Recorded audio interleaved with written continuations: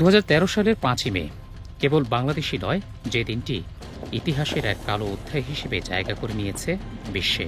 ঢাকার মতিঝিলে হেফাজতে ইসলামের সমাবেশকে কেন্দ্র করে শাপলা চত্বর যেন সেদিন পরিণত হয়েছিল ইতিহাসের কালরাত্রিতে। আজ থেকে প্রায় এক যুগ তথা 12 বছর আগে 5ই মে শাপলা চত্বরে কী ঘটেছিল, কেনই বা ঘটেছিল তা জানতে হলে আমাদেরকে সবার আগে জানতে হবে কোন প্রেক্ষাপটে হেফাজতে ইসলাম নামক অরাজনৈতিক সংগঠনটির যাত্রা শুরু হয়েছিল। সেসব ঘটনা এবং ঘটনার পেছনের ঘটনা তুলে ধরতে আপনাদের সঙ্গে আছি আমি মহসিন কবির।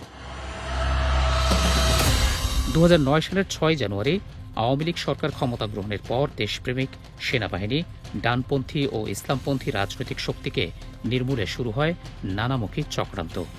প্রথমে বিডিআর বিদ্রোহের নামে ওই বছরের ফেব্রুয়ারিতে ভারতের চক্রান্তে 57 জন সেনা কর্মকর্তা সহ 74 জনকে হত্যা করা হয়।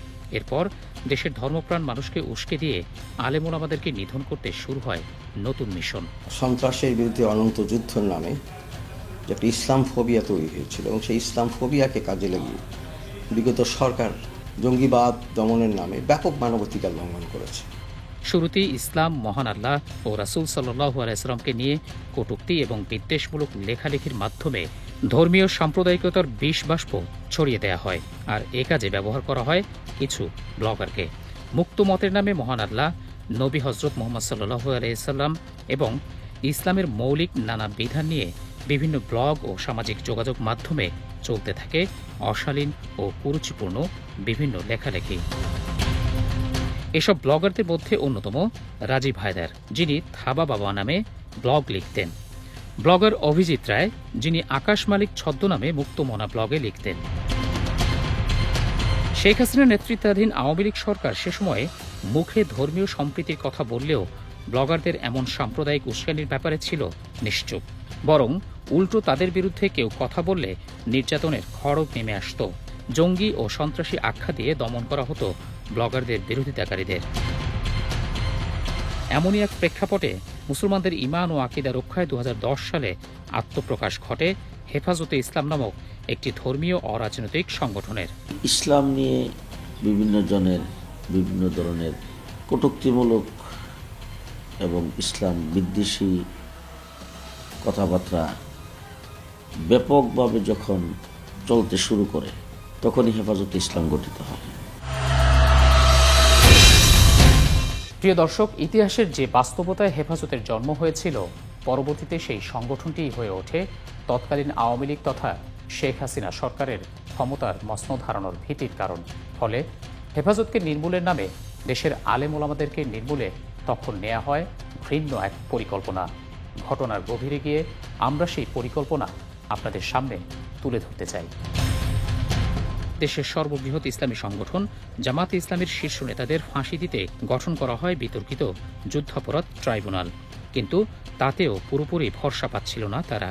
এ কারণে জামাত নেতা কাদের মোল্লা সহ আটক সবার ফাঁসি নিশ্চিত করতে 2013 সালের ফেব্রুয়ারিতে শাহবাগে উদয় হয় গণজাগরণ মঞ্চের।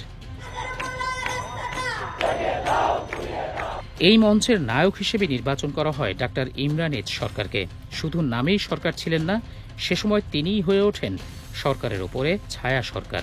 রাষ্ট্রীয় নির্বাহী আদেশের মতো ইমরান এইচ সরকারের শাহবাগ থেকে দেয়া নির্দেশে তখন দেশের অনেক গুরুত্বপূর্ণ সিদ্ধান্ত বাস্তবায়িত হতো। আগামীকাল থেকে আপনারা রাজপথে থাকবেন, প্রতি পাড়ায় মহল্লায়, গ্রামে গঞ্জে, মোড়ে মোড়ে আপনারা অবস্থান নেবেন। সে ওখান থেকে শাহবাগ থেকে বলে দেয় যে আজকে পতাকা অর্ধনমিত থাকবে, সচিবালয় পর্যন্ত পতাকা অর্ধনমিত করে। স্লোগানের নামে এমন খিস্তি খেউর আর কুরুচিপূর্ণ বক্তব্যের ফাঁকে চলত বিরিয়ানির প্যাকেট বিতরণ, যাতে লোকজনকে খাবারের জন্য এদিক সেদিক ছুটতে গিয়ে জমায়েত পণ্ড না হয়। অন্যদিকে গণজাগরণ মঞ্চকে আরও শক্তিশালী এবং দেশে বিদেশে এটিকে বৈধতা দিতে ব্যবহার করা হয় গণমাধ্যমকে। গত 15 বছর যারা ক্ষমতাকে দখল করে রাখছিল তাদের মদতেই তারা এত আস্ফালন পাইছে। মূলত শাহবাগের এই মঞ্চ নাটক প্রচারে গণমাধ্যমগুলোকে এক প্রকার বাধ্য করা হয়। কেউ এর ব্যতিক্রম করলে নেমে আসত খড়গ। যেমনটি ঘটেছিল দৈনিক আমার দেশ পত্রিকার বেলায়। সে সময় গণজাগরণ মঞ্চের আসল রহস্য উন্মোচন করে পত্রিকাটি। এ কারণে 2013 সালের 11 এপ্রিল বন্ধ করে দেওয়া হয় দৈনিক আমার দেশ পত্রিকার প্রকাশনা। গ্রেপ্তার হন সম্পাদক মাহমুদুর রহমান।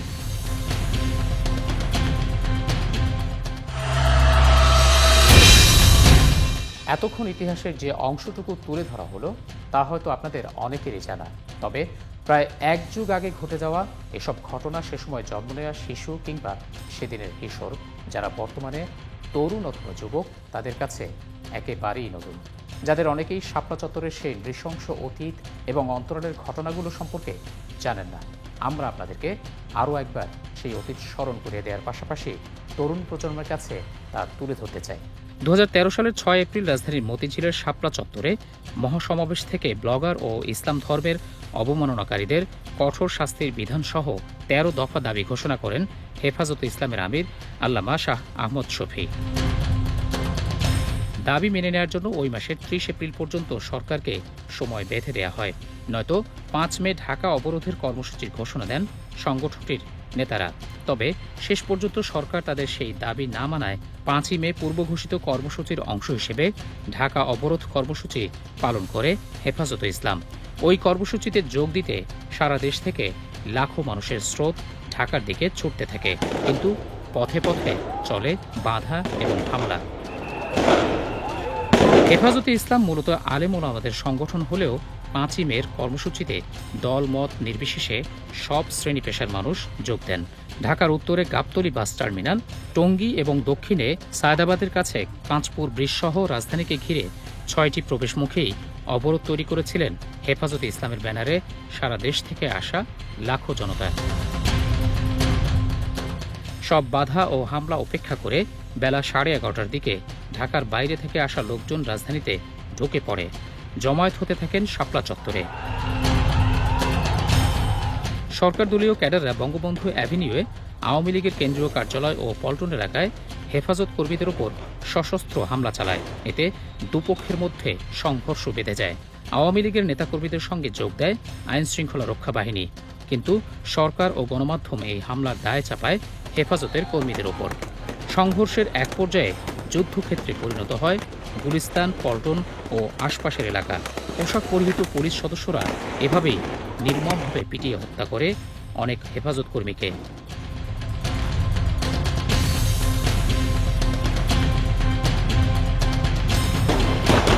সে সময় গুলি ও পিটুনিতে বেশ কয়েকজন হেফাজত কর্মী নিহত হন, আহত হন অনেকেই। ইসলাম ব্যাংক হাসপাতালে আমার দ্বিতীয় দিন যে তথ্যটা দিল যে 2500-এর মতো উনি এখান থেকেই করছে, এবং বিভিন্ন হাসপাতাল থেকে তথ্যের ভিত্তিতে আমরা মনে করি 10,000-এর কম না। এক পর্যায়ে বাইতুল মোকাররম এলাকার বইয়ের দোকানে আগুন লাগিয়ে দেওয়া হয়।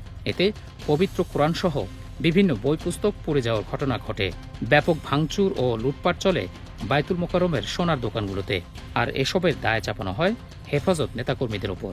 কোন আলেম ওলামা, কোন তৌহিদি জনতা, কোন সাধারণ মানুষ কোরআন ফুরায় নাই। এলাকার শ্রমিক লীগ সহ অন্যান্য তাদের বাম এলাকায় যারা ছিল তারা ওই এলাকায় ব্যাপক তাণ্ডব চালায়। অনেক জায়গায় আপনারা দেখেছেন যে বাপ্পাদিত্য বসু ছিলেন, উনি কোরআন শরীফে আগুন দিয়েছেন। এ নিয়ে গণমাধ্যমেও চলে ব্যাপক প্রচারণা। সোনার দোকানে লুটপাটের ঘটনা তদন্ত করে শেখ হাসিনা সে সময় অপরাধীদের গ্রেপ্তারের ঘোষণা দেন, কিন্তু রহস্যজনক কারণে পরবর্তীতে সোনার দোকানে লুটপাটকারীদের গ্রেপ্তার করা হয়নি। হেফাজত কর্মী, পুলিশ এবং আওয়ামী লীগ ক্যাডারদের সঙ্গে ত্রিমুখী এই সংঘর্ষ থেমে থেমে চলতে থাকে সন্ধ্যা নাগাদ। এদিকে বাইরে যখন এমন রণক্ষেত্র, তখন লালবাগ মাদ্রাসায় অবস্থানরত হেফাজতের আমির আল্লামা শাহ আহমদ শফী সহ অন্য নেতাদের অবরুদ্ধ করে রাখে আইন শৃঙ্খলা বাহিনী। শাপলা চত্বরের সমাবেশ বন্ধের জন্য চাপ দিতে থাকেন ডিএমপির তৎকালীন উপকমিশনার ও সাবেক ডিবি প্রধান হারুনুর রশিদ সহ অন্যরা, যার প্রত্যক্ষ সাক্ষী ছিলেন লালবাগ মাদ্রাসার এই শিক্ষক ও হেফাজত নেতা। সেখানে নেওয়ার জন্য খুব পিড়াপিড়ি করতেছিল আর কি। মোনাজাত করে আপনি প্রোগ্রামটা শেষ করে তাড়াতাড়ি আপনার কর্মীদেরকে চলে যেতে বলেন। শফি সাহেব বলতেছিলেন তো সেখানে লাশের পর লাশ পড়তেছে, এই পরিস্থিতিতে আমি যেতে পারি না, তোমরা আগে এগুলো বন্ধ করো।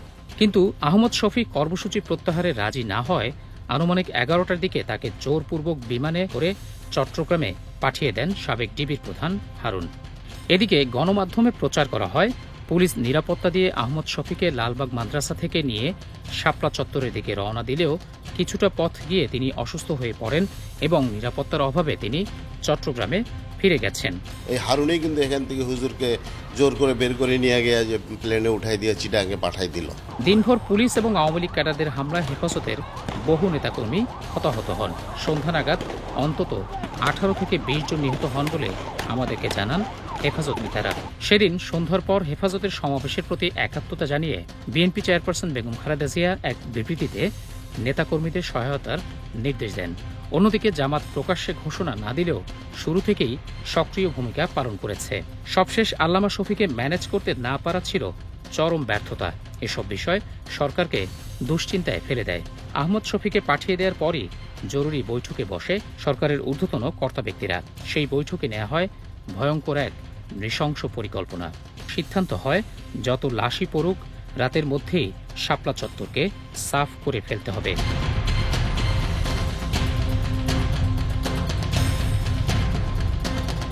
2টার মধ্যে শাপলা চত্বর পরিষ্কার হয়ে গেল। সমাবেশ পরদিন অর্থাৎ 6 মে পর্যন্ত করালে পতন নিশ্চিত বলে বুঝতে পারে শেখ হাসিনা সরকারের অনুগত প্রশাসন। অভিযান পরিচালনার পূর্বে তৎকালীন পুলিশ প্রধান IGP Hasan Mahmud Khandaker, DMP commissioner Benazir Ahmed, RAB মহাপরিচালক মুখলেসুর রহমান এবং বিজিবি প্রধান মেজর জেনারেল আজিজ আহমেদ সহ গোয়েন্দা প্রধানদের নিয়ে যৌথ সভা অনুষ্ঠিত হয়। ডিএমপি হেডকোয়ার্টার থেকে সব নির্দেশনা প্রদান করা হয়। প্রিয় দর্শক, 5 মে মতিঝিলের শাপলা চত্বরের সেই অভিযানে কত মানুষ হত্যার শিকার হয়েছিল সেই তথ্য আজও সবার অজানা। কেন নিহতদের প্রকৃত সংখ্যা আজও জাতির কাছে অজানাই থেকে গেল, অনুসন্ধানে সে সম্পর্কে জানার চেষ্টা করেছি আমরা। মূলত আইন শৃঙ্খলা বাহিনীর সদস্যরা রাত 12টার পর থেকেই 3 দিক থেকে ধীরে ধীরে শাপলা চত্বরের দিকে এগোতে থাকে। মূল অভিযানের আগে ওই এলাকার বিদ্যুৎ সেবা বন্ধ করে দেওয়া হয়। পুলিশের দেয়া যার সাংকেতিক নাম অপারেশন সিকিউর শাপলা, র্যাবের অপারেশন ফ্ল্যাশ আউট, আর বিজিবি অভিযানের নাম দেয় অপারেশন ক্যাপচার শাপলা। পুলিশের 5712 জন সদস্য, এলিট ফোর্স র্যাবের 1300 এবং বিজিবির 576 জন সদস্য সরাসরি অভিযানে অংশ নেয়। এর বাইরে বিজিবির 10 প্লাটুন ছাড়াও র্যাব ও পুলিশের বিপুল সংখ্যক সদস্যকে স্ট্রাইকিং ফোর্স হিসেবে প্রস্তুত রাখা হয়। অনুগত কিছু গণমাধ্যম ব্যতীত অভিযানের সময় যাতে কোনো টেলিভিশনের ক্যামেরা এবং ফটোগ্রাফার থাকতে না পারে সেজন্য কঠোর নির্দেশনা দেওয়া হয়। এরই অংশ হিসেবে অভিযানের আগে সব গণমাধ্যমকে বের করে দেওয়া হয়। কেবল বাধা দিয়েই ক্ষান্ত হয়নি, যেসব সাংবাদিক এই নির্দেশনা অমান্য করেছেন তাদেরকে লাঠিপেটা করা হয়। সরকারের নির্দেশ উপেক্ষা করে যেসব গণমাধ্যমে এই খবর প্রচার করেছিল তাদের উপর নেমে আসে কালো থাবা। যতগুলো লাশ মারা ছিল পড়েছিল, এখন পুলিশ এবং আওয়ামী লীগের যারা ছিল তাদের লক্ষ্য ছিল এই লাশগুলো সরিয়ে নেওয়া, কিন্তু ক্যামেরা তাক করে থাকার কারণে তাদের আক্রোশটা মূলত এই টেলিভিশন চ্যানেলের উপর আসে। যদি জানে সাংবাদিক, তাদের উপর খুব টার্গেটেড অ্যাটাক শুরু হয়ে গেছিল। প্রথমে ইসলামিক টেলিভিশন এবং রাত 3টার দিকে দিগন্ত টেলিভিশনের সম্প্রচার বন্ধ করে দেয় সরকার। সেদিন দিগন্ত টেলিভিশনের বার্তাকক্ষ এবং মাঠের রিপোর্টারদের সার্বিক সমন্বয় করছিলেন সাংবাদিক হাসনাত শাহীন। দেখা গেল যে মূল সংখ্যার হয়তো অনেক, কিন্তু আমরা ঠিক যে কটা ডেড বডি পেয়েছি সে কটাই দিতাম। এই কারণে আমাদের অনেক চাপ আসতো যে মারা যাচ্ছে অনেক, আপনার কম দিচ্ছেন কেন। সরকার তা চাইতো না যে আমরা অনুষ্ঠানটা চালাই, তার কারণ আমাদের ক্যামেরা থাকার কারণে ওনারা যথেচ্ছাচার করতে পারেন নাই। আইন শৃঙ্খলা বাহিনীর হিসাব অনুযায়ী 5 মের অভিযানে প্রায় 1,55,000 গোলা বারুদ খরচ হয়েছিল। স্বরাষ্ট্র মন্ত্রণালয়ের হিসেবে 80,000 টিয়ার শেল, 60,000 রাবার বুলেট, 15,000 শটগানের গুলি এবং 12,000 সাউন্ড গ্রেনেড ব্যবহার করা হয়। এর বাইরে পিস্তল এবং রিভলভার জাতীয় ক্ষুদ্র অস্ত্রের গুলি খরচ হয়েছে মাত্র 350 রাউন্ড। সবার হাতে ছিল SMG, AK-47 রাইফেল সহ অত্যাধুনিক আগ্নেয়াস্ত্র।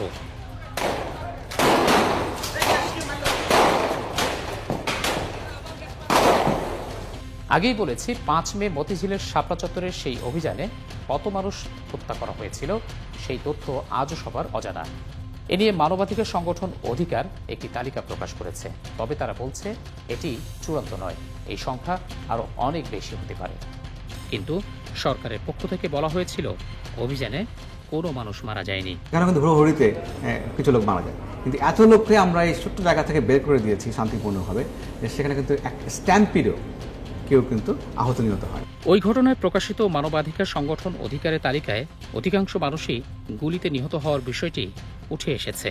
ফলে আওয়ামী লীগ সরকারের বক্তব্য অনেক আগেই জাতির সামনে মিথ্যা প্রমাণিত হয়েছে। তবে শত শত মানুষ নিহত হওয়ার ব্যাপারে হেফাজতে ইসলামের সেই দাবি বা কতটা যৌক্তিক?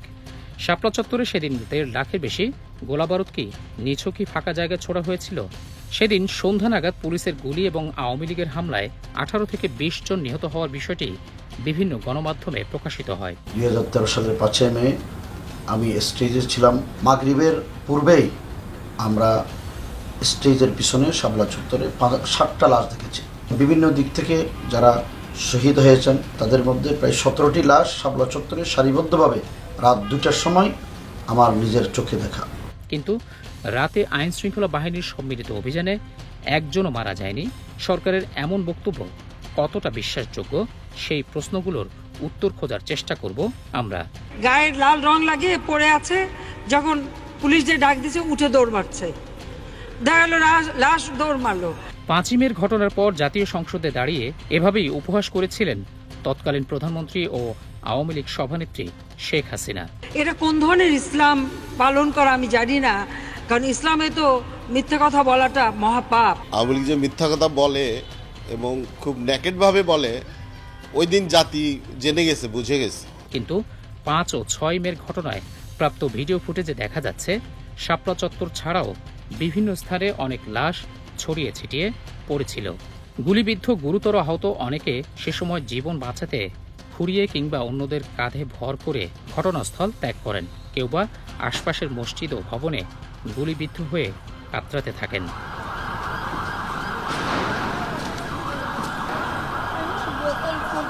আহতদের হাসপাতালে নেয়ার জন্য ছিল না কোনো অ্যাম্বুলেন্স কিংবা অন্য কোনো পরিবহন ব্যবস্থা।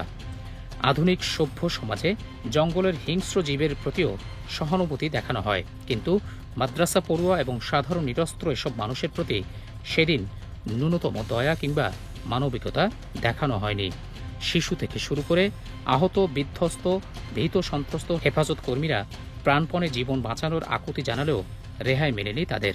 আইন শৃঙ্খলা বাহিনীর নির্দেশ মতো ওই এলাকা ছেড়ে চলে যাওয়ার সময়ও নিরস্ত্র মানুষগুলোর উপর এভাবেই টার্গেট করে সরাসরি গুলি চালানো হয়।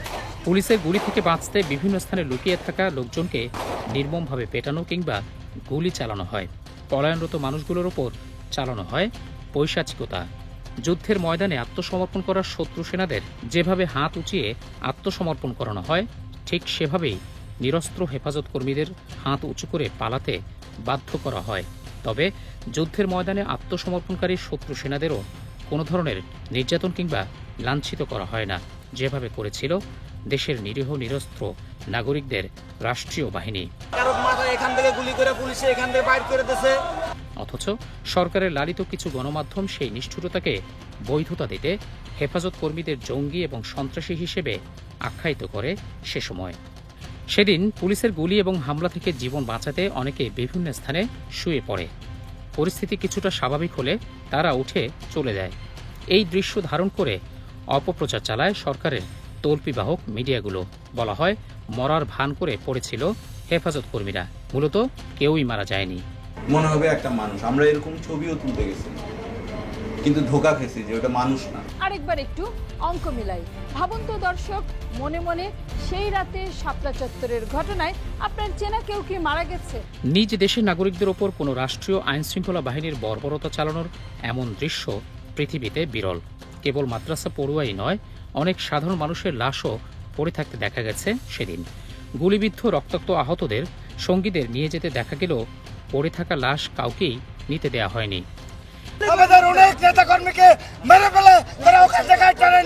কেবল রাজপথেই নয়, আশপাশের বিভিন্ন মসজিদ, ভবন এবং অলিগুলোতে ঢুকেও পলায়নপর মানুষের উপর গুলি চালানো হয়।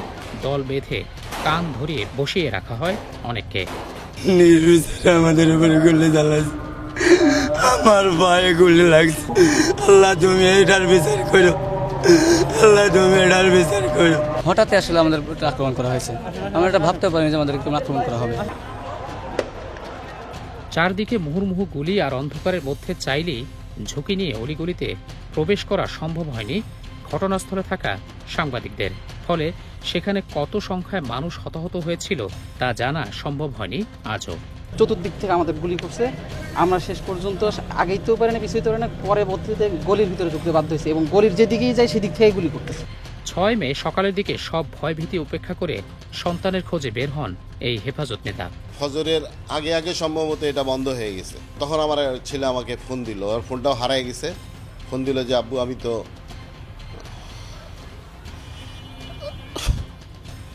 একটা জায়গায় মসজিদে আহত হয়ে পড়ে আছি, তুমি আমাকে নিতে আসো তাড়াতাড়ি। লালবাগ মাদ্রাসায় তিনি আল্লামা শফির সঙ্গে অবস্থানের কারণে শাপলা চত্বরের রাতের কোনো চিত্র তার চোখে ধরা পড়েনি, কিন্তু সকালে সন্তানের খোঁজে বের হয়ে দেখতে পান বিভৎসতার নমুনা। আমি মোটরসাইকেল নিয়ে দ্রুত বের হয়ে গেলাম ওই অবস্থায়। তখন আজান হয়েছে বা হবে এরকম একটা পরিস্থিতি। কমলাপুরের কাছাকাছি কোনো এক মসজিদে, সেখানে আরো অনেক আহত ছিল। পাটা লম্বা করে মসজিদের বাইরে বের করে দিয়ে শুয়ে আছে, পড়ে আছে। প্রথমত গণমাধ্যমকে সরিয়ে দেয়া, দ্বিতীয়ত বিদ্যুৎ সেবা বন্ধ করে দেয়া এবং ভোরের আলো ফোটার আগেই শাপলা চত্বর ও আশপাশের এলাকায় হতাহতের রক্তের দাগ পানি দিয়ে ধুয়ে মুছে সাফ করে ফেলা, অর্থাৎ ঘটনার সব আলামত নষ্ট করে ফেলা হয় সে সময়। তবে কি ঘটনাকে ধামাচাপা দিতেই এসব পরিকল্পনা নেওয়া হয়েছিল? 5 মে শাপলা চত্বরের ঘটনায় বিচারপতি সৈয়দ আমিরুল ইসলামের নেতৃত্বে একটি গণকমিশন গঠন করা হয়। আওয়ামী লীগ সরকারের মদতপুষ্ট কথিত ওই বেসরকারি গণকমিশনের সদস্য সচিব ছিলেন ঘাতক দালা নির্মূল কমিটি ঘাদানিক নেতা শাহরিয়ার কবির। গণকমিশনের হেফাজতের তাণ্ডবের শ্বেতপত্র নামে প্রকাশিত প্রতিবেদনে নিহতের সংখ্যা 39 জন বলে উল্লেখ করা হয়। তবে নিহতদের কেউই শাপলা চত্বরের মূল অভিযানে মারা যাননি বলেও শ্বেতপত্রে উল্লেখ করা হয়। অন্যদিকে নিহতের সংখ্যা নিয়ে সরকারের মধ্যেই দ্বিধাবিভক্তি দেখা দেয়। গণকমিশনের শ্বেতপত্রেই বলা হয়, স্বরাষ্ট্র মন্ত্রণালয় তৈরি করেছিল 28 জনের তালিকা, যদিও স্বরাষ্ট্র মন্ত্রণালয় তালিকাটি কখনোই প্রকাশ করেনি। তবে বিভিন্ন সময় সরকারের কর্তা ব্যক্তিরা নিহতের সংখ্যা 11 জন বলে জানিয়েছেন। অন্যদিকে পুলিশের পক্ষ থেকে 13 জন নিহত হওয়ার দাবি করা হয়। 5 মের হত্যাকাণ্ড নিয়ে সরকারের বিভিন্ন মহল থেকে এভাবে এক এক সময় এক এক তথ্য প্রকাশ নিয়ে জনমনে বিভ্রান্তি সৃষ্টি হয়। ফলে সরকারের এসব তথ্য কোনো গ্রহণযোগ্যতা পায়নি। গত সরকারের একটা সুক্রিয়া মাহফিল করছিল, আপনারা জানেন, আমাদের স্বীকৃতি দেওয়ার কারণে।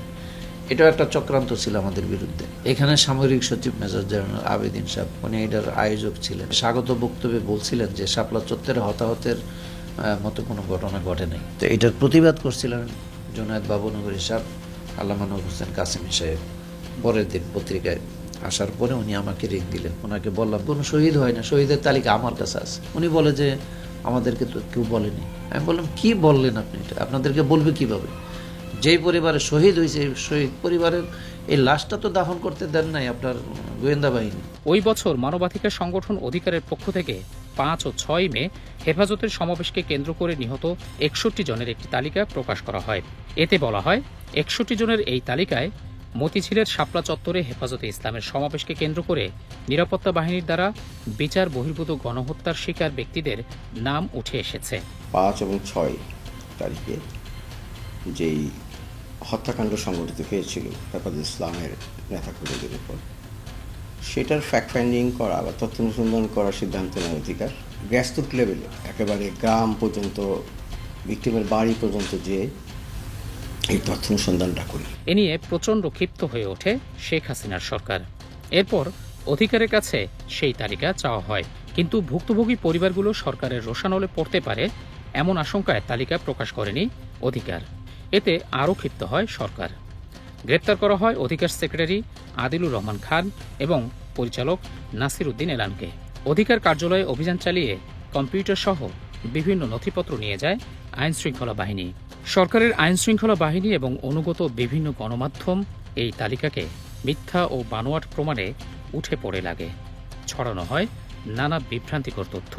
আমাদের এই তদন্ত রিপোর্ট প্রকাশের পরে যখন আমাদেরকে বলা শুরু করলো যে এতজন লোক নিহত হয়নি, আমরা মিথ্যাচার করছি, আমরা বলেছিলাম যে একজন অবসরপ্রাপ্ত বিচারপতির নেতৃত্বে একটা তদন্ত টিম গঠন করলে আমরা আমাদের 61 জনের তালিকা তাদের কাছে হস্তান্তর করব আমাদের প্রতিবেদন তাদেরকে হস্তান্তর করব, কিন্তু সরকার সেই পথে হাঁটেনি। শাপলা চত্বরে নিহতর সংখ্যা নিয়ে হেফাজতের করা একটি তালিকা আমাদের হাতে এসেছে। মূলত অধিকার তাদের তালিকা তৈরিতে হেফাজতের ওই তালিকা থেকে সহায়তা নেয় বলে জানান নাসিরউদ্দিন এলান। তবে হেফাজতের তালিকা হুবহু অনুসরণ করেনি সংস্থাটি। এ কারণে অধিকারের তালিকার সঙ্গে তাদের মিলও নেই। হেফাজতের তালিকায় অনেকের পূর্ণাঙ্গ নাম ঠিকানা ছিল না, ফলে নিহতের সংখ্যা আরও বেশি থাকলেও যাচাই বাছাই এবং অনুসন্ধান শেষে 61 জনের নাম প্রকাশ করে অধিকার। এতিম শিশু কিশোর মাদ্রাসা থেকে এসেছিল এই সমাবেশে যোগ দিতে, যাদের বাবা মা কেউই নাই, এবং পরবর্তীতে ওই সমস্ত মাদ্রাসায় ল এনফোর্সিং এজেন্সি যে হুমকি দিয়েছিল যে এটা প্রকাশ করে তাদের জন্য বিপদ হবে। এর ফলে একটা ব্যাপক সংখ্যক নিহতর সংখ্যা আমরা কালেক্ট করতে পারিনি। 2023 সালের সেপ্টেম্বরে তাদেরকে এই ঘটনায় করা মামলায় সাজাও প্রদান করা হয়। অন্যদিকে হেফাজতের করা তালিকায় মোট 88 জনের নাম উঠে এসেছে। তালিকাটি তৈরি করেন সংগঠনের তৎকালীন সাংগঠনিক সম্পাদক মাওলানা ফজলুল করিম কাসেমি, যিনি বর্তমানে সংগঠনের যুগ্ম মহাসচিব। তিনি ব্যক্তি উদ্যোগে তালিকাটি তৈরি করেন বলে আমাদেরকে জানান। তালিকাটির অধিকাংশই পত্রপত্রিকা থেকে নেয়া, ফলে তালিকায় কিছু ত্রুটিও পাওয়া যায়। এর মধ্যে অন্যতম অনেকেরই পূর্ণাঙ্গ নাম ঠিকানা না থাকা। মিডিয়ার মাধ্যমে, গার্জিয়ানদের মাধ্যমে, বিভিন্ন ওয়েতে ধারাবাহিক কোনো সুশৃঙ্খল পদ্ধতিতে আমরা এগুলি করতে পারি নাই। তালিকায় যাদের নাম রয়েছে তাদের কেউ কেউ শাপলা চত্বর ছাড়াও রাজধানীর বাইরে অন্য এলাকায় নিহত হন। যদিও এত বড় একটি ঘটনায় কোনো একক ব্যক্তির পক্ষে তদন্ত করে নিহতদের তালিকা তৈরি করার বিষয়টি দুঃসাধ্য কাজ, কিন্তু শাপলা চত্বরের মতো এত বড় একটি ঘটনায় সারা দেশে হতাহতের তালিকা তৈরিতে কেন হেফাজত নেতারা উদ্যোগী হলেন না, সেই প্রশ্ন ছিল আমাদের। কমিটিটা ওই সময় তো এমন একটা পরিস্থিতি হয়ে গেছিল যে কমিটির নাম নিয়ে কেউ পরিচয় দেওয়াটা কঠিন ছিল ওই সময়। তবে যতটুকু প্রয়োজন ছিল ততটুকু আমরা পারি না, এটা তো আমাদের এটা স্বীকার করতেই হবে। কথা হচ্ছে, মাওলানা ফজলুল করিম কাসেমির একক প্রচেষ্টায় যদি তালিকা তৈরির ক্ষেত্রে এতখানি এগোনো যায়, তাহলে সবার সম্মিলিত প্রচেষ্টায় উদ্যোগ নেওয়া হলে নিশ্চয়ই এ ব্যাপারে আরও অনেক দূর এগোনো সম্ভব হতো। তাই হেফাজতে ইসলামের নেতারা যে ব্যাখ্যায় দাঁড় করান না কেন, এর ব্যর্থতার দায় তারা এড়াতে পারেন কিনা সেটাই প্রশ্ন। এদিকে যুক্তরাষ্ট্রভিত্তিক আন্তর্জাতিক মানবাধিকার সংগঠন হিউম্যান রাইটস ওয়াচ HRW 2013 সালের 1 আগস্ট একটি প্রতিবেদন প্রকাশ করে। Blood on the street, the use of excessive force during Bangladesh protest শীর্ষক প্রতিবেদন অনুযায়ী সেদিন শাপলা চত্বরে কমপক্ষে 58 জনের মৃত্যু হয়েছে বলে উল্লেখ করা হয়। এই সংখ্যা আরও অনেক বেশি হতে পারে বলে জানিয়েছে সংস্থাটি। আমাদের উপরে হঠাৎ আক্রমণ করে এবং গ্যাস, টিয়ার সেল এবং আমাদেরকে গুলি করে।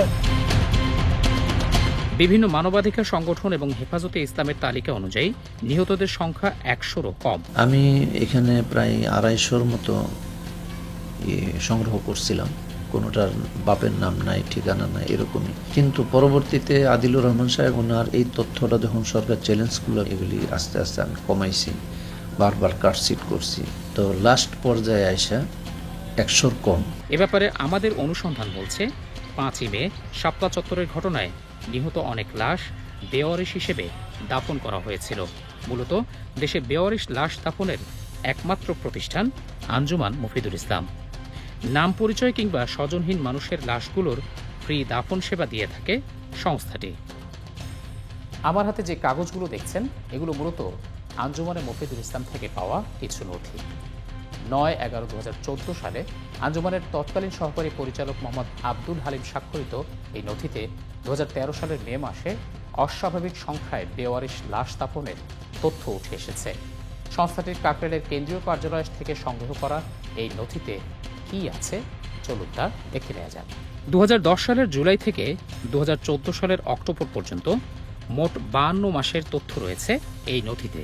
ফ্রি লাশ দাফন কলামটিতে প্রতি মাসে সংস্থাটি কতগুলো বেওয়ারিশ লাশ দাফন করে তার হিসাব দেওয়া রয়েছে। এখান থেকে আমরা কেবলমাত্র 2013 সালের মে মাসের সংখ্যাটি বাদ দিয়ে যদি অন্য মাসগুলোর হিসাব করি, তাহলে দেখা যাবে বাকি 51 মাসের মধ্যে 2010 সালের জুলাই মাসে সর্বনিম্ন 50টি এবং 2012 সালের নভেম্বর মাসে সর্বোচ্চ 145টি লাশ দাফন করেছে আঞ্জুমান। আবারও বলছি, আঞ্জুমানে মুফিদুল ইসলামের এই তালিকায় থাকা 52 মাসের হিসাবের মধ্যে 2013 সালের একমাত্র মে মাসটি বাদে বাকি 51 মাসের মধ্যে একটি মাসে সর্বাধিক 145টি বেওয়ারিশ লাশ দাফন করা হয়েছিল।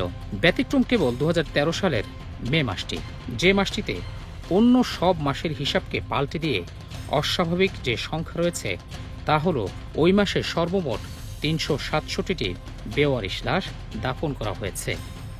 অর্থাৎ কেবল মে মাস ব্যতীত বাকি যে 51 মাসের হিসাব ওই তালিকায় রয়েছে তার মধ্যে সর্বোচ্চ 145টি বেওয়ারিশ লাশ দাফনের উল্লেখ রয়েছে।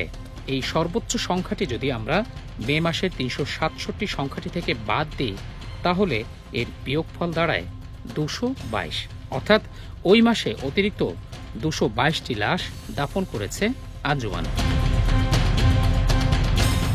যদি 2013 সালের শুধুমাত্র মে মাসটি বাদ দিয়ে হিসাব করি তাহলে ওই বছরের বাকি 11 মাসের গড় বেওয়ারিশ লাশের সংখ্যা দাঁড়ায় 96টির কিছু বেশি।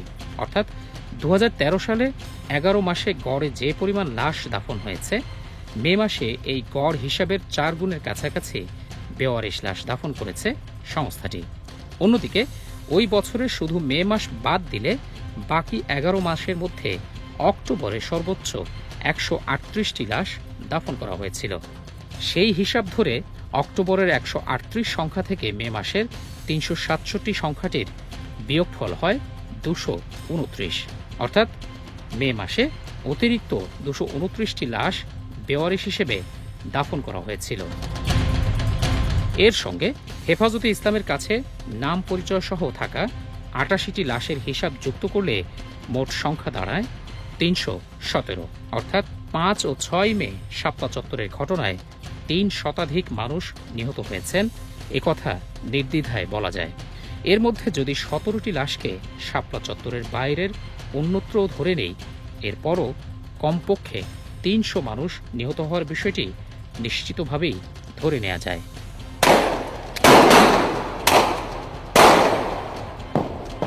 এ ব্যাপারে আঞ্জুমান মুফিদুল ইসলাম কর্তৃপক্ষের সঙ্গে কথা বলি আমরা। তাদের কাছ থেকে পাওয়া নথিটি আরও একবার তাদেরকে দেখাই। তবে 367টি লাশ কোথায় কবে দাফন করা হয়েছে এ বিষয়ে আঞ্জুমানের এই কর্মকর্তা জানান তিনি মাত্র কয়েক মাস হল প্রতিষ্ঠানটিতে যোগদান করেছেন, তাই এ ব্যাপারে তার কোনো ধারণা নেই। এখন যারা কর্মরত আছেন দাফন সেবাতে এই কর্মকর্তা দুজনই নতুন। তিনি আমাদেরকে পরামর্শ দেন সংস্থাটির দীর্ঘদিনের ট্রাস্টি সদস্য ও মুখপাত্র মোহাম্মদ আজিম বক্সের সঙ্গে কথা বলতে। আমরা আজিম বক্সের সঙ্গে যোগাযোগ করলে তিনি জানান সে সময় জুরাইন এবং আজিমপুর কবরস্থানে বেওয়ারিশ লাশগুলো দাফন করা হতো। ওই সময় তো জুরাইন আর আজিমপুরই ছিল। এখন তো যেমন দক্ষিণ সিটি কর্পোরেশনের কোনো কবরস্থানে আমাদের লাশ দাফন জায়গা দিচ্ছে না। আমরা তার কথার সূত্র ধরে প্রথমে জুরাইন কবরস্থানে যাই, কিন্তু সেখানকার সদ্য নিয়োগপ্রাপ্ত মোহরা 2013 সালের নথিপত্র ঘেঁটে আমাদের জানান ওই বছর তাদের নথিতে কবরস্থানে এমন অস্বাভাবিক সংখ্যায় কোনো বেওয়ারিশ লাশ দাফনের তথ্য নেই। তবে এ নিয়ে ক্যামেরায় কথা বলতে চাননি তিনি। যেদিন মারা গেছে এরপর আমরা যাই রাজধানীর আজিমপুর কবরস্থানে। সেখানেও এ ব্যাপারে কোনো তথ্য পাওয়া যায়নি। কবরস্থানের মোহরা নথি ঘাটাঘাটি করে মে মাসে অস্বাভাবিক সংখ্যায় লাশ দাফনের তথ্য খুঁজে পাননি। মে মাসের 5 তারিখের পরে যেই কয়টা আসছে যৎসামান্য আপনারা দেখলেন হয়তো আসছে, যেগুলি এগুলো আঞ্জুমানের মাধ্যমে আসছে। আইন শৃঙ্খলা রক্ষাকারী বাহিনী বা প্রশাসনের মাধ্যমে কোনো লাশ সময় আসে নাই, কারণ আমি ছিলাম তৎকালীন সময়ে। সে সময় আঞ্জুমানের বেওয়ারিশ লাশ দাফনের দায়িত্বে যারা ছিলেন তাদের কোনো একজনের সঙ্গে আমরা কথা বলতে চাই, কিন্তু আজিম বক্স জানান সে সময়ের চালক সহ পুরনো কর্মকর্তা কর্মচারীদের অধিকাংশই চাকুরি ছেড়ে চলে গেছেন। এখন যেমন একজন অফিসারই আছে, উনি কিন্তু লাস্ট রিসিভ করেন। তখন এই সিস্টেম ছিল না। তখন ছিল আমাদের ড্রাইভার ক্যারিয়াররা যেত, ওই চালানের মাধ্যমে নিয়ে আসতো। ওই চালানটা যখন আবার আমরা লাশ কবরস্থানে নিয়ে গেলাম তখন সিটি কর্পোরেশন রিসিভ করে নিত। সেই ড্রাইভার তারা কি আছে? এটা তো বলা মুশকিল হবে। যদি কবরস্থানে দাফন না করা হয়ে থাকে তবে লাশগুলো কোথায় দাফন করা হয়ে থাকতে পারে তা জানতে আমরা আরও অনুসন্ধান চালাই। আবারও আঞ্জুমানের কাছে যায়। এই ট্রাস্টি জানান, আঞ্জুমানের লাশগুলো গাড়ির চালকরা পুলিশের কাছ থেকে গ্রহণ করে থাকে। তবে তিনি জোর দিয়ে বলেন, কোনোভাবেই পুলিশের পোস্টমর্টেম ব্যতীত কোনো লাশ তারা দাফন করেন না। আমাদের কাছে সরকার যে লাশগুলো হ্যান্ডওভার করে উইথ পেপার এবং তার যে আপনার মর্গের যে সমস্ত আপনার ডকুমেন্ট এগুলো দিয়ে কিন্তু আমাদের কাছে সাবমিট করে। আর তাছাড়া আমরা কিন্তু লাশ নিতে পারি না। এখন যেভাবে আপনার পুলিশ থেকে বা মর্গ থেকে যেভাবে ডকুমেন্টগুলো পাই, তখন কিন্তু এত সিস্টেমেটিক ছিল না। তখন শুধু চালানের মাধ্যমে আমরা পেতাম। এই যে এখন চালানগুলোর থেকে ড্রপ করেই কিন্তু আপনাদের দেওয়া হলো। তাহলে লাশগুলো কোথায় দাফন করা হয়েছে কিংবা সেগুলোর কি পরিণতি ঘটেছে, সেই প্রশ্নের উত্তর অমীমাংসিতই রয়ে গেল। ওই সময় ওই অকারেন্সের পরে যে লাশ আসছে, ওগুলা কি মর্গ হয়ে আসছে কি না এটা আমরা জানি না। মর্গের বাইরে তো আমরা যেতে পারি না। শাপলা চত্বরের হত্যাকাণ্ড নিয়ে তখন আন্তর্জাতিক গণমাধ্যম আল জাজিরার প্রতিবেদনে জুরাইন কবরস্থানের সারি সারি নতুন কবরের ছবি প্রকাশ করা হয়। সে সময় আব্দুল জলিল নামের এক বাক প্রতিবন্ধী গোরখোদকের সাক্ষাৎকারও প্রচার করা হয়। তিনি ইশারা ভাষায় জানান, 14টি দাঁড়িয়েওয়ালা ব্যক্তির লাশ দাফন করতে দেখেছেন। জুরাইন কবরস্থানে অনেক লাশ বেয়ারিশ হিসাবে দাফন করা হয়েছে। তাহলে বাকি লাশগুলো কোথায়, সেই প্রশ্ন রয়েই গেল। আমরা জানতে পেরেছিলাম অনেক লাশ বিভিন্ন জায়গায় ডাম্পিং করা হয়েছে। এমন বাস্তবতায় আমরা দ্বারস্থ হই ঢাকা মেট্রোপলিটন পুলিশ এবং পুলিশ সদর দপ্তরের। কিন্তু পুলিশের নথিতে এ ব্যাপারে কোনো তথ্য নেই বলে আমাদেরকে জানানো হয়। এমনকি ডিএমপি কিংবা পুলিশ সদর দপ্তরে অপারেশন সিকিউর শাপলা সম্পর্কেও কোনো তথ্য নেই বলে জানানো হয়। তাদেরকে ওখান থেকে সরানোর জন্য যে কাজগুলি করা হয়েছে, তো এগুলো এখন আবার নতুন করে রিভিউ করা হবে যে আসলে এই নিরপরাধ লোকের উপরে এভাবে গুলি করা বা আইন প্রয়োগ মানে বল প্রয়োগ করা, এটা কতখানি যৌক্তিক ছিল। 5 মে শাপলা চত্বরের নৃশংস হামলার পরিকল্পনা, আইন শৃঙ্খলা বাহিনীর কোন কোন কর্মকর্তা অংশ নিয়েছিলেন সেই হামলায়, র্যাবের অপারেশন ফ্ল্যাশ আউট এবং পুলিশের অপারেশন সিকিউর শাপলা কিভাবে পরিচালিত হয়েছিল, সেই তথ্য আপনাদের সামনে উন্মোচন করতে চাই আমরা। সেদিন মাঠে থেকে অভিযানে যারা নেতৃত্ব দেন তাদের মধ্যে অন্যতম সাবেক আইজিপি শহীদুল হক। শেখ হাসিনার অত্যন্ত ঘনিষ্ঠ এই কর্মকর্তা তখন অ্যাডিশনাল আইজিপি অ্যাডমিন অপারেশন হিসেবে দায়িত্বরত ছিলেন। তিনি শেখ হাসিনাকে অভিযানের চূড়ান্ত সিদ্ধান্তের বিষয়ে জানাতে টেলিফোন করেন। কন্ট্রোল রুমে বসে শেখ হাসিনাকে বলেন, চারদিক থেকে ধাওয়া দিয়ে হেফাজত কর্মীদের দৈনিক বাংলা মোড় দিয়ে পালানোর সুযোগ করে দেয়া হবে। পুরস্কার স্বরূপ পরবর্তীতে পুলিশের আইজিপি হন এই কর্মকর্তা। বিভিন্ন মামলায় গ্রেপ্তার সাবেক এই আইজিপি এখন কারাগারে। আব্দুল জলিল তৎকালীন ডিএমপির অতিরিক্ত পুলিশ কমিশনার। নিজেকে মুক্তিযোদ্ধা দাবি করা এই কর্মকর্তা সেদিন সভায় দম্ভ করে বলেন, আমাকে দায়িত্ব দিন, মুক্তিযুদ্ধ করেছি, আরেকবার না হয় যুদ্ধ করব। অর্থাৎ রাষ্ট্রের নাগরিকদের বিরুদ্ধে রাষ্ট্রীয় বাহিনীর সদস্যরা সেদিন যুদ্ধে নেমেছিলেন। শেখ মারুফ হাসান খুলনার তেরোখাদা উপজেলার পান্তিতা গ্রামে জন্ম নেয়া শেখ মোহাম্মদ মারুফ হাসান সেদিন মাঠে থেকে সরাসরি নির্দেশনা দেন অভিযানে। শাপলা চত্বরের সেই অভিযানের পুরস্কার হিসেবে অতিরিক্ত আইজি পদমর্যাদায় উন্নীত হওয়া ছাড়াও পুলিশের বিভিন্ন অ্যাসোসিয়েশনের গুরুত্বপূর্ণ পদে দায়িত্ব পান। তৎকালীন পুলিশের মতিঝিল বিভাগের অতিরিক্ত উপকমিশনার ADC S M Mehedi Hasan 5 মে শাপলা চত্বরে হেফাজত কর্মীদের ওপর নির্মম নিষ্ঠুরতায় মেতে ওঠেন। হেফাজতকে দমনের এই বীরত্বগাথা তিনি গর্বভরে পরবর্তীতে সবার কাছে বলে বেড়াতেন। ইব্রাহিম ফাতেমি 2013 সালে তিনি ডিএমপির ট্রাফিক বিভাগের ক্রাইম অ্যান্ড অপারেশনের দায়িত্বে ছিলেন। শাপলা চত্বরের অপারেশনে সরাসরি অংশ নেয়া এই কর্মকর্তা নিজেকে প্রমাণ করতে নিরীহ হেফাজত কর্মীদের উপর নির্বিচারে গুলি চালান বলে পুলিশের একাধিক সূত্রে জানা গেছে। যদিও সেদিনের ঘটনায় তার সম্পৃক্ত থাকার বিষয়টি আমাদের কাছে অস্বীকার করেন তিনি। ওইখানে আমি বলছি ওই সময় অসংশ্লিষ্ট ছিলাম না, আমার নাম নাই, আমি জানি আমি ছিলাম না এটাতে। মোহাম্মদ ইব্রাহিম ফাতেমি পরবর্তীতে ডিআইজি পদমর্যাদায় উন্নীত হন। জানা গেছে বিলাসবহুল হোটেলের মালিকানা সহ স্ত্রী এবং নিজের নামে গড়েছেন অঢেল সম্পদ। ইমাম হোসেন জানা গেছে ডিএমপির ডিসি ফিন্যান্স শাখার তৎকালীন এই কর্মকর্তার সামনে হেফাজতের কর্মীরা সেদিন তাদের ওপর পুলিশের হামলার প্রতিবাদ জানান। শহীদ আবু সাইদের মতো কয়েকজন বুক চিতিয়ে পুলিশের সামনে দাঁড়ালে ইমাম হোসেন তাৎক্ষণিক তাদের উপর গুলি চালান। এতে ঘটনাস্থলেই কয়েকজন মারা যান। পরে তিনি গর্ব করে ঊর্ধ্বতন কর্মকর্তাদের কাছে এই ঘটনা বলেও বেড়ান। পুরস্কার হিসেবে বাগিয়ে নেন একের পর এক পদোন্নতি।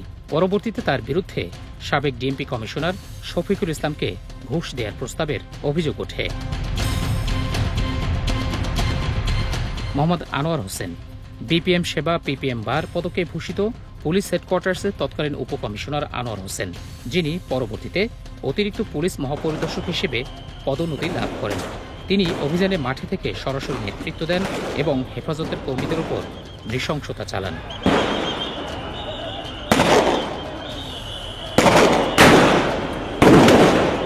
র্যাবের পক্ষ থেকে শাপলা চত্বরের অভিযানে নেতৃত্ব দেন সংস্থাটির গোয়েন্দা শাখার তৎকালীন প্রধান লেফটেন্যান্ট কর্নেল জিয়াউল আহসান। অভিযান শেষে ভোররাতের দিকে শাপলা চত্বরে উপস্থিত থেকে এভাবেই লাশগুলোকে অ্যাম্বুলেন্সে তুলতে দেখা যায় তাকে। অভিযোগ রয়েছে, সেদিন তার নেতৃত্বেই হেফাজত কর্মীদের অনেক লাশ গুম করা হয়। কেবল শাপলা চত্বরের হত্যাকাণ্ডই নয়, আওয়ামী লীগ সরকারকে রক্ষায় জিয়াউল আহসান গুম, খুন, অপহরণ সহ নানা অপকর্মের জন্য কুখ্যাত হিসেবে পরিচিতি লাভ করেছেন। জানা গেছে, তার নেতৃত্বাধীন বাহিনীকে হত্যাকাণ্ডে মেতে উঠতে বাধ্য করেন তিনি, যিনি পরবর্তীতে ন্যাশনাল টেলিকমিউনিকেশন মনিটরিং সেন্টার এনটিএমসির পরিচালক হিসেবে দায়িত্ব পালন করেন। এছাড়া অভিযানে র্যাবের আরও যেসব ঊর্ধ্বতন কর্মকর্তা অংশ নেন তারা হলেন তৎকালীন র্যাব 10-এর অধিনায়ক লেফটেন্যান্ট কর্নেল ইমরান ইবনে রৌফ, র্যাব 3-এর অধিনায়ক মেজর সাব্বির সিদ্দিকী, র্যাব 1-এর পরিচালক লেফটেন্যান্ট কর্নেল কিসমত হায়াত এবং র্যাব 4-এর পরিচালক কামরুল হাসান। অন্যদিকে বিজিবির পক্ষ থেকে মাঠ পর্যায়ে নেতৃত্ব দেন কমান্ডার কর্নেল এহিয়া আজম খান, যিনি 2011 সালে রাজশাহী সেক্টর কমান্ডার হিসেবে কথিত বিডিআর বিদ্রোহের ঘটনায় গঠিত বিশেষ আদালত 12-এর আদালতের প্রধান হিসেবে দায়িত্ব পালন করেন।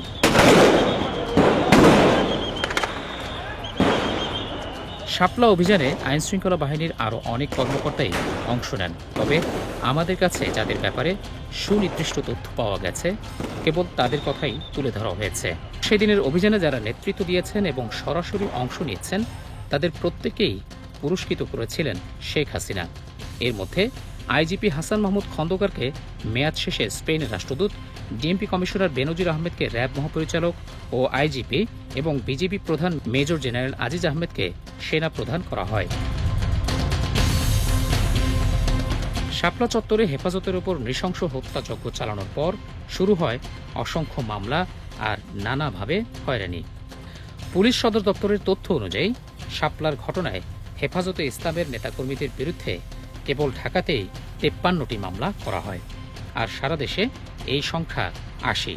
কেবল মামলাই নয়, যেসব নিহতের পরিবার সে সময় লাশ বুঝে পেয়েছিল তাদের অনেককে দ্রুত লাশ দাফনে বাধ্য করা, প্রশাসনের ইচ্ছে অনুযায়ী জানাজা ও দাফনে বাধা বিপত্তি তৈরি করা, এ ব্যাপারে মুখ না খুলতে হুমকি ধামকি ও ভয় ভীতি প্রদর্শন সহ নানাভাবে হয়রানি ও নিপীড়ন চালানো হয়, যেটি আন্তর্জাতিক মানবাধিকার সংস্থা হিউম্যান রাইটস ওয়াচের প্রতিবেদনেও উল্লেখ করা হয়েছে। যারা লাশ পায়নি তারা তাদের স্বজন যে নিখোঁজ হয়েছে সেটার জন্য একটা জিডি করা, সেটা প্রশ্নই ওঠে না। তাহলে সেই পরিবারের পর একটা নির্যাতন, নিপীড়ন নেমে আসতো। যারা ইসলামিস্ট একটা কমিউনিটিকে নিশ্চিহ্ন করার জন্য যেই অপারেশন চালানো হয়েছিল, এটা গণহত্যার মধ্যেই পড়ে। মাত্র 2-3 ঘন্টার ব্যবধানে একসঙ্গে এত মানুষের হত্যার ঘটনা পাক হানাদার বাহিনীর সেই 25শে মার্চের কাল রাতের কথাই মনে করিয়ে দেয়। এদিকে হেফাজতের বিরুদ্ধে করা মামলাগুলো দীর্ঘ প্রায় 1 যুগ ধরে চলমান। আওয়ামী লীগ সরকারের সময় করা এসব মামলার কোনোটিরই চূড়ান্ত প্রতিবেদন জমা দেয়া হয়নি। তবে বিভিন্ন ইস্যুতে হেফাজত নেতারা মাথাচাড়া দিয়ে উঠলে এসব মামলাকে তখন হাতিয়ার হিসেবে ব্যবহার করত সরকার। এই ঘটনায় যে মামলাগুলি আছে, সে মামলাগুলি এখনও ওভাবেই পেন্ডিং অবস্থায় আছে। আমার ধারণা, এটা ব্যক্তিগত, এটা হয়তো বা ধরেন এটাই হয়তো একটা হাতিয়ার হিসেবে তাদের বিরুদ্ধে হয়তো ব্যবহার করা বা এই ধরনের একটা চিন্তাভাবনা থেকে থাকতে পারে। আর না হলে কেন এতদিন এই মামলাগুলা পেন্ডিং থাকবে? 2013 সালের 5 মে শাপলা চত্বরে গুলি করে হত্যা করা হয় বুয়েটের তৎকালীন শিক্ষার্থী রেহান আহসানকে। অধিকারের তালিকায় 37 নম্বরে থাকা বুয়েটের কম্পিউটার বিজ্ঞান বিভাগের মেধাবী এই শিক্ষার্থীর নাম হেফাজতের তালিকায় নেই। স্বজনরা রেহানের নিহত হওয়ার খবর পেয়ে তার মৃতদেহ খুঁজতে গিয়ে পরদিন ঢাকা মেডিকেল কলেজ হাসপাতালে পায়, কিন্তু হাসপাতালে পাওয়া লাশের ময়না তদন্তের রিপোর্ট চাইলেও দেয়া হয়নি পরিবারকে। একটা ন্যায় সঙ্গত প্রতিবাদী অংশ নেওয়াটাই আমার রেহানের জন্য কাল হয়ে যাবে। আমরা রেহানের পোস্টমর্টম রিপোর্টটা পর্যন্ত পাইনি। প্রথম দিকে ওরা লাশও ছাড়তে চাচ্ছিল না। আমাদের ফ্যামিলি মেম্বাররা কেউ আর্মিতে আছেন, সেই ইয়াতে হয়তো বা সেই জিম্মায় ওনারা ছেড়েছেন, তাছাড়া হয়তো লাশও আমরা পেতাম না। এমনকি বুয়েটে রেহানের জানাজা করতে চাইলে তার অনুমতি দেয়নি প্রশাসন। পরে তাকে নওগাঁ শহরের মধ্যপাড়া মহল্লায় নিজ বাড়িতে দাফন করা হয়। সন্তান হারানোর শোক সইতে না পেরে কিছুদিনের মাথায় মারা যান রেহানের বাবা AKM মামুন আহসান। রেহানের এমন মৃত্যু তিনি কোনো মতেই মেনে নিতে পারেননি, তাই ভিতরে ভিতরে অমানবিক যন্ত্রণা, বাবার ঘাড়ে সন্তানের লাশ তিনি নিতে পারছিলেন না। পরের বছর হার্ট অ্যাটাকে তিনি মারা যান। আমাদের বেঁচে থাকার পরিধিটা আরো সংকুচিত হয়ে গেল। আমার বাবা একসময় ছাত্র রাজনীতি করতেন, ছাত্রমন্ত্রীতে ছিলেন রাজশাহী বিশ্ববিদ্যালয়ে। ভাইয়া মারা যাওয়ার পর আব্বু প্রথমে যেটা করেছেন সেটা হচ্ছে সমস্ত রাজনৈতিক কার্যকলাপ থেকে নিজেকে একদম গুটিয়ে নিয়েছিলেন, এবং তিনি মারা যাওয়ার আগ মোমেন্ট পর্যন্ত হয়তো বিচারই চেয়ে গিয়েছে। কোনো সরকার, পুলিশ, র্যাব, রাজনৈতিক দলের কোনো অধিকার নাই সন্তান হত্যা করা। আমি বারবার একটা কথা বলবো, সন্তান হত্যা করার কোনো অধিকার আপনাদের নাই। 5 আগস্ট আওয়ামী লীগ সরকারের পতনের পর নভেম্বরে রেহান হত্যার ঘটনায় তার মা ইরফা তারা আন্তর্জাতিক অপরাধ ট্রাইব্যুনালে অভিযোগ দায়ের করেন। তুখোর মেধাবী একমাত্র ভাইকে হারানোর শোক আজও তাড়িয়ে বেড়ায় তার বোনকে। আমাকে ট্যাগিং দেওয়া হয়েছে জঙ্গি বোন। আমি সরকার থেকে করা নিষেধ ছিল যেন কেউ আমাদের সাথে কোনো যোগাযোগ না করে। আমি সন্তানের মৃত্যুর কারণ বলতে পারি নাই, শুধু নিকট আত্মীয় ছাড়া কেউ জানতো না। আমরা ছিলাম মৃত পরিবার। আমি আমার সন্তান হত্যার ন্যায় বিচার চাই দোষীদের শাস্তি। সেদিন শাপলা চত্বরে নিহত হন যশোর থেকে আসা হাফেজ মোহাম্মদ মোজাম্মেল হক নান্নু। অধিকারের তালিকার 19 নম্বর এবং হেফাজতের তালিকায় 55 নম্বরে থাকা যশোরের খড়কি ইউনিয়নের নান্নু পুলিশের গুলিতে নিহত হন। জামাত নেতা মাওলানা দেলোয়ার হোসেন সাঈদীর বিরুদ্ধে আওয়ামী লীগ সরকারের করা একটি মামলায় তার পক্ষের সাক্ষী ছিলেন নান্নু। এ কারণে গোয়েন্দারা আগে থেকেই তাকে অনুসরণ করছিল। এক পর্যায়ে নান্নুকে পেয়ে পুলিশ প্রথমে পিটিয়ে তার 2 পা ভেঙে দেয়, এরপর তাকে গুলি করে ফেলে যায়। রাস্তার পাড়ি দিয়ে অন্ধকার সময় হচ্ছে আব্বুরা হেঁটে যাচ্ছিল দুজন কথা বলতে বলতে, সেই সময় আব্বুকে অ্যাটাক করে। এবং যে মারছিল, যে দারোগা, উনি আব্বুর মোবাইলটাও উঠাই নিয়ে গেছে সেই সময়। আমার আব্বুকে যখন গুলি করেছিল বারংবারই বলছিল যে তোকে আমরা অনেক সময় ধরে ফলো করছি, তুই হচ্ছে আল্লামা সাঈদীর সাক্ষী, তোকে দুনিয়া থেকে সরাই দিব। এখানে বুকের এখানে তাও ঠেকায় গুলি করা হয়েছে। ঘটনাস্থল থেকে এক ব্যক্তি তাকে উদ্ধার করে ইসলামী ব্যাংক হাসপাতালে নিয়ে যায়, কিন্তু শাপলা চত্বরে আহতদের কেউ যাতে চিকিৎসা নিতে না পারে সেজন্য হাসপাতালে হামলা চালায় পুলিশ। আহত অনেককে গ্রেপ্তার করা হয়। রাস্তা দিয়ে যাচ্ছিল একটা ছেলে, দেখে মানে সবাই ওনাকে ঘিরে আছে, সাইকেল ফেলায় রেখে ওনাকে ঘাড়ে করে নিয়ে দৌড়ায় যাচ্ছিল, তখন ওনাকে পেছন থেকে গুলি করা শুরু করে। উনি দৌড়ায় যে একটা সিএনজির ভিতরে ঢোকে, সিএনজি থেকে ওনাকে নামায় মানে ওখানে আগুন ধরায় দেওয়া হয়। তো যাই হোক, উনি অনেক বাধা পেরিয়ে আব্বুকে ইসলামিক হসপিটালে প্রথমে তোলে। পুলিশি হয়রানির কারণে সেদিন কোনো হাসপাতালে নান্নুকে চিকিৎসা দিতে রাজি হয়নি। পরদিন 6 মে তাকে একটি বেসরকারি হাসপাতালে অতি গোপনে ভর্তি করা হয়। প্রায় 19 ঘন্টা পর তার চিকিৎসা শুরু হয়। দীর্ঘ রক্তক্ষরণের কারণে নান্নু অজ্ঞান হয়ে পড়েছিলেন ঘন্টার পর ঘন্টা। বায়োডেমে গেছে, ইবনেসিনায় গেছে, কেউ ভর্তি রাখতে চায়নি। সঠিক টাইমে ট্রিটমেন্ট না দেওয়ার কারণে ওখানে ইনফেকশন হয়ে যায়। পিতার গুলিবিদ্ধ হওয়ার খবর পেয়ে যশোর থেকে ঢাকার উদ্দেশ্যে রওনা হন নান্নুর 2 মেয়ে, কিন্তু হেফাজত কর্মীর সন্তান হওয়ায় সেদিন যাত্রী হিসেবে পুলিশি হয়রানির ভয়ে তাদেরকে নিতে অস্বীকৃতি জানান পরিবহন শ্রমিকরা। আমাদেরকে কেউ গাড়িতে নিবেও না। যখন শুনছে যে আমার আব্বু আহত হয়েছে, ফেরি ছেড়ে চলে আসতেছে, এরকম সময় একটা লোকের খুব মায়া হয়। উন্নত চিকিৎসার জন্য পাশের আরেকটি প্রাইভেট হাসপাতালে ভর্তি করা হয় হাফেজ নান্নুকে। এক পর্যায়ে সরকারের গোয়েন্দা বাহিনী টের পেয়ে যায়। এ কারণে 11 মে তাকে ঢাকার হাসপাতাল থেকে যশোরে নিয়ে যাওয়ার সিদ্ধান্ত নেয় পরিবার, কিন্তু পুলিশের ধাওয়ার মাঝে পথেই মারা যান মোজাম্মেল হক নান্নু। এমন বাস্তবতায় পিতার মৃত্যুতে সন্তানদের জন্য শোক প্রকাশে কান্না করাও ছিল বারণ। এটা হচ্ছে ধামরাইলের ভিতরে এই সময়টা আর কি আপু মারা গেছে। আপু মারা যাওয়ার মানে 5 মিনিট হবে, 5 মিনিটের ভিতরে আমাদের সামনে একটা পুলিশের গাড়ি, পিছনে একটা পুলিশের গাড়ি ধাওয়া শুরু করছে। মানে এটা ঢাকা থেকেই আর কি ওরা ফলো করতে করতে যাচ্ছে আমাদের সাথে। কানতেও পারছি না ভয়ে, যে আমার আব্বুর এই পরিস্থিতি। পথে পথে পুলিশের ধাওয়া সত্ত্বেও অ্যাম্বুলেন্স চালকের সাহসিকতা এবং ভাগ্য সহায়ক হয় পিতার লাশ নিয়ে রাতে যশোরে পৌঁছে সন্তান ও স্বজনরা। কিন্তু সেখানে তাদের জন্য অপেক্ষা করছিল আরো ভয়ঙ্কর এক পরিস্থিতি। পুরো যশোর আমাদের বাড়ির এরিয়া, পুরো এলাকা পুলিশ আর পুলিশ ছিল। এত পুলিশ, মানুষের কোনো অস্তিত্ব নাই ওখানে। তখনকার যিনি এসপি সাহেব উনি বললেন যে অনেক কিছু ইনভেস্টিগেশনের ব্যাপার আছে, আমরা লাশটা নিয়ে যেতে চাচ্ছি। নান্নুর লাশ কেন পুলিশ বারবার ছিনিয়ে নিতে চাইছিল সেটি ছিল সবচেয়ে বড় প্রশ্ন। আমাকে দাবি করা হয়েছিল যে 1 লক্ষ টাকা দেওয়া হবে, তুমি শুধু বলবা যে উনি অ্যাক্সিডেন্ট করে মারা গেছে, তিনি যে হেফাজতে জয়েন করে মারা গেছে এটা তোমরা বলো না, মুখটা বন্ধ করে দাও।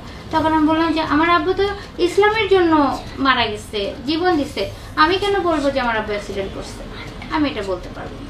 তারপর থেকেই প্রশাসনিক চাপটা বেড়ে গেছে। প্রশাসনের বাধা বিপত্তি উপেক্ষা করে নান্নুর লাশ দাফন সম্পন্ন হলেও এর পরের পরিস্থিতির জন্য মোটেই প্রস্তুত ছিলেন না সুমাইয়া। সেদিন গণমাধ্যমের সাক্ষাৎকার দেয়াই তার জন্য কাল হয়ে দাঁড়ায়। 2 জন সাংবাদিক আসে, বলছে যে আমরা তো কোনো দলীয় না, জাস্ট আপনার আব্বু এভাবে মারা গেল, আমরা এই বিষয়টা নিয়ে একটু কথা বলতে চাই। আমার কথাটা এতটুকুই ছিল যে এই যে সরকারের আমলে আমার বাবাকে এভাবে নৃশংসভাবে মারা হয়েছে, আমি এই সরকারের পতন চাই। এরকম সময় বিভিন্ন সাইড থেকে আপনার পুলিশের গাড়ির হর্ন, আমাদের বাড়িটা ঘিরে ফেলা হলো। সে সময়কার তরুণী সুমাইয়াকে পুলিশি হয়রানি ও গ্রেপ্তারের ভয়ে প্রায় 3 বছর ফেরারি আসামির মতো বিভিন্ন স্থানে পালিয়ে বেড়াতে হয়। এই 3 বছরে তিনি নিজ বাড়িতে ফিরতে পারেননি। এরপর থেকে পুরোটাই ফেরারি হয়ে গেছি, মানে কোনো একটা সময় বসে থাকতে পারিনি, মানে হুলিয়া যাকে বলে। মানে আমি যশোরে ঢুকলে জানাজানি হয়ে যেত যে আমি যশোরে আসছি। নান্নুর মৃত্যুতে বিধবা হন তার স্ত্রী, এতিম হয়ে পড়ে সন্তানরা। স্বামীর স্মৃতি আজও বয়ে বেড়াচ্ছেন শাহনাজ বেগম। সন্তানদের নিয়ে অসহায় শাহনাজ বেগম আর্থিক অনটনে পড়ে স্বামীর ভিটেমাটিও হারিয়েছেন। তাই অনিশ্চিত এক ভবিষ্যৎ এখন তার সামনে। এর সুষ্ঠু বিচার চাই। যাওয়ার মতো কোনো পরিস্থিতি নাই, কোথায় যাব তাও জানি না। আমার নেমে যেতে হবে বাড়ির থেকে অল্প সময়ের ভিতরে। এই সরকারের কাছে আমি দাবি রাখবো যে আমাদের দিকে যাতে তিনি একটু দয়া করে। আমরা 5টা ভাই বোন, আমাদের জীবনের কোনো নিরাপত্তা নেই এখনো। আমরা যে আমাদের 3 বোনের বিয়ে হয়েছে, তো আমরা শ্বশুরবাড়ি থেকেও সেভাবে ভালো কোনো পাই না, এখনো মানসিক টর্চারিং এর উপরেই থাকি। হয়তো বা বাবা নেই, এই কারণে সরকারের কাছে দাবি করব যে আমাদের জীবনের একটা নিরাপত্তা আর আমার বাবার মৃত্যুর যে বিচারটা, এটা যেন উনি সঠিকভাবে করে।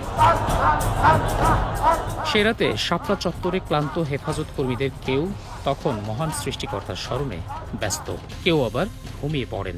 এ সময় কোনো কিছু বুঝে ওঠার আগেই যৌথ বাহিনীর বেপরোয়া গুলি আর পিটুনিতে হতাহত হন অনেকে। তাদেরই একজন মাওলানা নজরুল ইসলাম। ঘুমন্ত অবস্থায় রাইফেল দিয়ে পিটিয়ে তার মাথা থেতলে দেয়া হয়। 12টা পর্যন্ত মানে আমার সাথে কথা হয়েছে। হ্যাঁ, তারপর ওনার মোবাইল চার্জ শেষ হয়ে গেছে, আর কথা হয় নাই। রাইফেলেরই দিয়ে এই যে বাপসে বাড়ি দিচ্ছে, এটা ভাইটা ভিতরে ঢুকে গেছিল। 9 দিন মৃত্যুর সঙ্গে লড়াই করে 14ই মে মারা যান নজরুল ইসলাম। কিন্তু নিহত স্বামীর লাশ নিতে গিয়ে পুলিশি হয়রানি আর নতুন ষড়যন্ত্রের মুখোমুখি হন স্ত্রী। মতিঝিল থানার যে ওসি আর এসআই যে ছিল, ওরা মনে করেন আমাকে ওইখানে মানে ওরা বলতেছে যে আমরা লেখা দিব যে হেফাজতের যার যার নাম বলবো এই নামের উপরে লেখা দিব, আমি ওখানে আপনি সিগনেচার করবেন যে ওরা আমার স্বামীকে মারছে, আমরা এইভাবে সাজাবো। তখন আমি মনে খুব রাগ হয়েছিলাম, তখন যে না আমি এটা পারবো না, আপনি যদি আমার স্বামীর লাশ নাও দেন তবুও আমি এটা পারবো না। লাশটা আনার জন্য এই পরিস্থিতি হয়েছে যে বলার বাইরে। কিছু কিছু পুলিশরা এত জঘন্য যে কর মতো নাই, মা বোন মনে করে কোনো করে না। অজ্ঞাত লোকজনের মারপিটে নজরুল ইসলাম আহত হয়ে মৃত্যুবরণ করেন বলে মামলার এজাহারে উল্লেখ করা হয়। এছাড়া সুরত হাল রিপোর্ট কিংবা ময়নাতদন্ত প্রতিবেদনে তার মৃত্যুর সুনির্দিষ্ট কোনো কারণ কিংবা আঘাতের কোনো উল্লেখ করা হয়নি। বিয়ের মাত্র ২.৫ বছরের ব্যবধানে স্বামীকে হারানোর ৫ মাসের মাথায় পিতাকেও হারান রাবেয়া ইসলাম।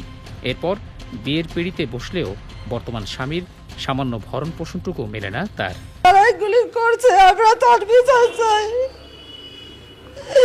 আজকে আমার স্বামী যাওয়াতে আমার যে কি পরিস্থিতি হয়েছে আল্লাহ মাহবুব ছাড়া কেউ জানে না।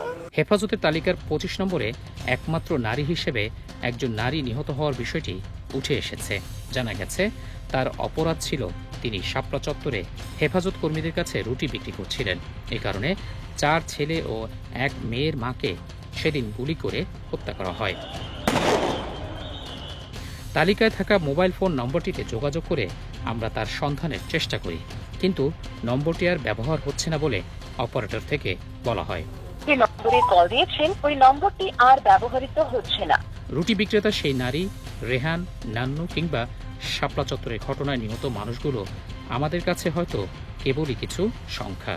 তবে এক একটি মৃত্যু স্বজনদের কাছে শুধু কান্নাই নয়, এসব মানুষের মৃত্যুর পেছনে লুকিয়ে আছে চিরতরে কারো সন্তান, কারো বাবা, ভাই কিংবা স্বামী হারানোর বেদনায় ডুকরে কাঁদার গল্প।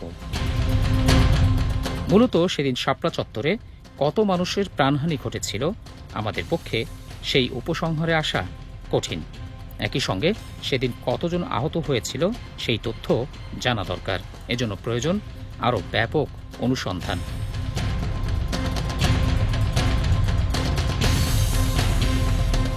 ভুক্তভোগী পরিবার হয়তো তাদের স্বজনদের আর ফিরে পাবেন না, তবে শাপলা চত্বরে ঘটে যাওয়া ইতিহাসের সেই বিচার বহির্ভূত প্রতিটি হত্যার বিচারের দায়ভার রাষ্ট্রের। এ ধরনের ঘটনার পুনরাবৃত্তি এড়াতে যথাযথ তদন্ত করে সরকার ন্যায় বিচার নিশ্চিত করার মাধ্যমে ইতিহাসের কলঙ্ক মোচন করবে, এমনটাই প্রত্যাশা ভুক্তভোগী এবং আমাদেরও। সেই প্রত্যাশায় আজ এ পর্যন্তই। ভালো থাকুন, সুস্থ থাকুন, নিরাপদে থাকুন।